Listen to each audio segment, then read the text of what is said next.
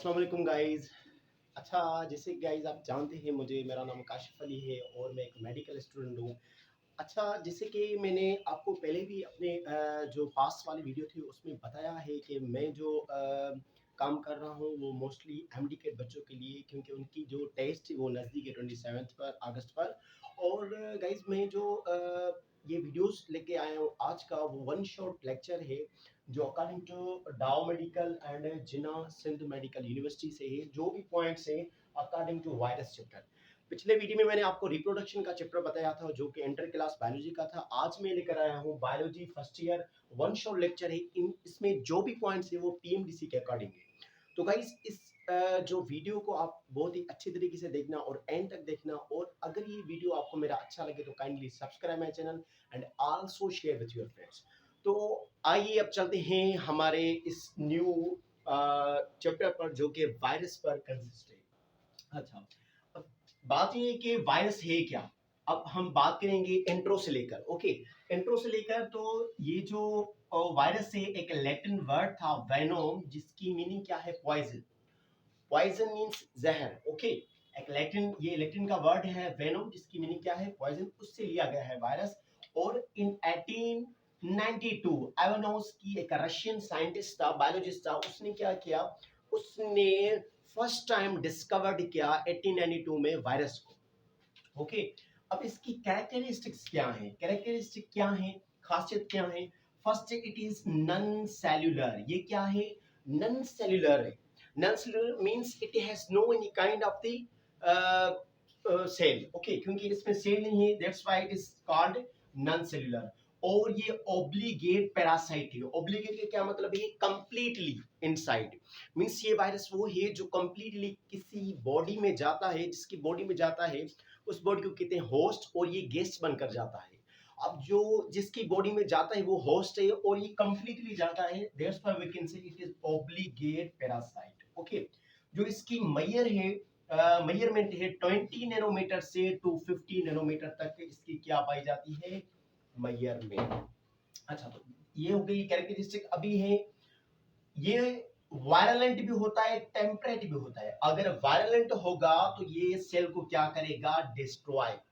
Means when it is virulent it destroy the whole cell.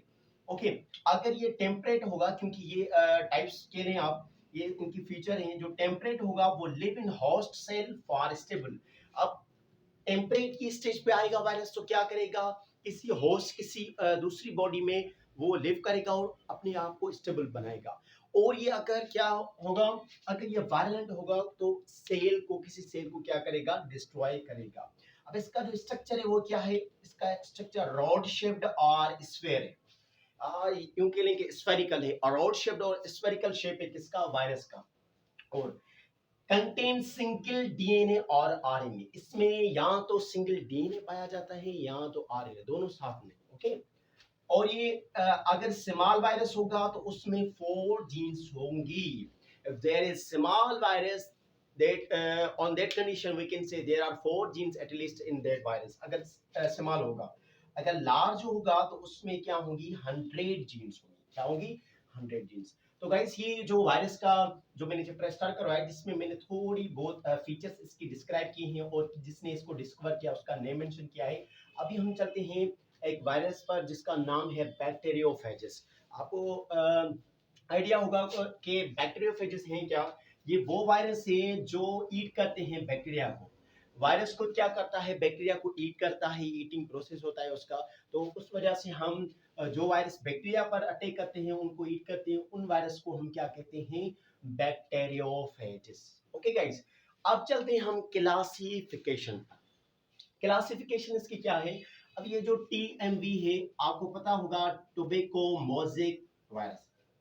Tobacco mosaic virus की जो shape है वो क्या है, अराउंड शेप है। अब कुछ वायरसेस हैं जिनकी शेप आपको याद करनी है क्योंकि वो बहुत मस्त हैं for the entry test. Okay, tobacco mosaic जो वायरस है ये रॉड शेप में होता है, और जो पोलियो वायरस है वो स्फेरिकल में होता है।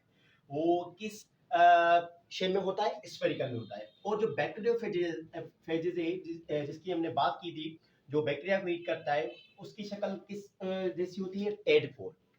जो बैक्टीरियोफेजेस है वो टेडपोल की तरह है, पोलियो वायरस स्फेरिकल है और टोबैकोमोजिक वायरस किसकी शेप लेता है? रॉड शेप की। ओके।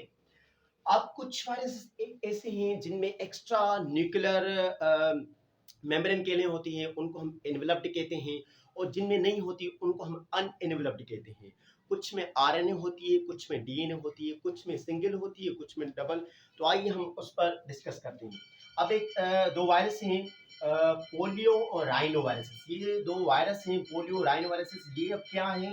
अनएनवेलप्ड। पहली बात हो गई, जो पोलियो और राइनो वायरसेस हैं वो अनएनवेलप्ड हैं और प्लस स्ट्रैंड आरएनए है। पहली बात ये तो प्लस स्ट्रेन आरएनए है, और दूसरी बात ये अनएनवेलप्ड है। ओके, कौन से? Polio and rhino viruses. और दूसरे जो है hepatitis A and C virus, ये एनवेलप्ड है और स्ट्रेन आरएनए है। अब जैसे मैंने बताया, पोलियो एंड राइनो वायरस क्या था? प्लस स्ट्रेन आरएनए था और अनएनवेलप्ड था। अब हेपाटाइटिस ए और सी है वायरस, वो एनवेलप्ड होगा और प्लस स्ट्रेन आरएनए होगा।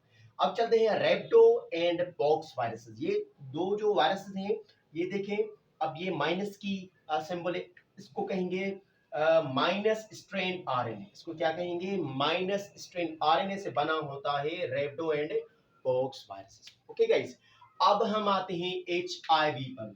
एचआईवी, ह्यूमन इम्यूनोडेफिशिएंसी वायरस, ये जैसे कि मैंने आपको रिप्रोडक्शन चैप्टर में बताया था कि ये काज करता है एड्स को, एक डिजीज है जो बहुत ही डेंजरस है। अब ये किस से बना होता है? सिंगल स्ट्रेन आरएनए से। जो एचआईवी है वो सिंगल स्ट्रेन आरएनए से बना होता है। ओके। अब जो हेपाटाइटिस बी है, हेपाटाइटिस बी किससे बना होता है? Double strain DNA. Hepatitis B किससे बना होता है? डबल स्ट्रेन डीएनए से। अच्छा गाइस, जो क्लासिफिकेशन हो गई, टोबैकोमोजिक, पोलियो वायरस, बैक्टीरियोफेजिस, ये इनके शेप हैं। और polio, rhino, hepatitis A, C, रैप्टो, pox viruses, HIV, hepatitis B. ये जो पॉइंट्स है बहुत इंपॉर्टेंट है, क्योंकि आपने पास पेपर्स यकीनन किए होंगे, तो उनमें ये सारी पॉइंट्स आ चुकी हैं। तो मेरी आपसे यही सजेशन है कि आप इनको बहुत अच्छे तरीके से याद करना। अब सम डिजीजेस आ गई, जैसे कि हेपाटाइटिस ए है। ये क्या है? हेपाटाइटिस ए। हेपाटाइटिस ए किसकी ट्रांसमिशन की वजह से होती है, या किसके थ्रू होती है? वो फीसिस की, जो वेस्ट प्रोडक्ट है उसकी वजह से हेपाटाइटिस ए क्या होती है?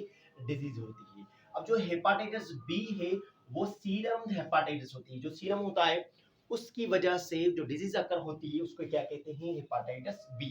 अब लास्ट वन आ गई हेपाटाइटिस सी। ये पास थ्रू ब्लड ट्रांसफ्यूजन। अब जो ब्लड ट्रांसफ्यूजन होती है, ब्लड की ट्रांसफरिंग होती है, किससे? From mother to child. जब मदर बेबी डेवलप करती है, तो मदर से चाइल्ड बनने में जो भी फीचर्स होती हैं, अगर वो पासिस होंगी ब्लड ट्रांसफ्यूजन में, तो मे भी हो सकता है उसमें क्या हो? Hepatitis C. Means these are the causes by those these disease occur. ठीक है। अच्छा गाइस, तो ये बहुत छोटा चैप्टर था वायरस, जिसमें मैंने आपको इंट्रोडक्शन करवाया, इसकी फीचर्स करवाई, और जो बैक्टीरियोफेजेस है उसको हमने पढ़ा, और क्लासिफिकेशन थी, इसके शेप थी, और इनवेलप्ड और अनइनवेलप्ड, और उसके लास्ट में हमने क्या डिस्कस किया? सम डिजीजेस। अच्छा गाइस, ये बहुत इंपॉर्टेंट पॉइंट्स है जिनासन मेडिकल यूनिवर्सिटी और डाउ यूनिवर्सिटी ऑफ हेल्थ साइंस के हिसाब से। तो काइंडली आप इसको बहुत अच्छी तरीके से समझना और इसको राइट डाउन करना, याद करना, क्योंकि these are both important points for you guys.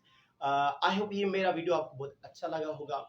तो kindly subscribe my channel and also share with your friends, because guys मैं आपके लिए ही ये बहुत सारी हार्ड वर्किंग कर रहा हूँ, क्योंकि वो बच्चे जो एनएमडी के देने वाले हैं उनको ये सारी चीज़ें प्रोवाइड की जाएंगी तो अच्छा होगा। क्योंकि आपने देखी होंगी बहुत सारे वीडियोस 1 आवर 2 आवर के होते हैं, मगर ये जो मेरे वीडियोस होते हैं 15 मिनट्स, मैक्सिमम 20 मिनट्स होते हैं। ओके गाइस, तो kindly subscribe my channel and also share with your friends.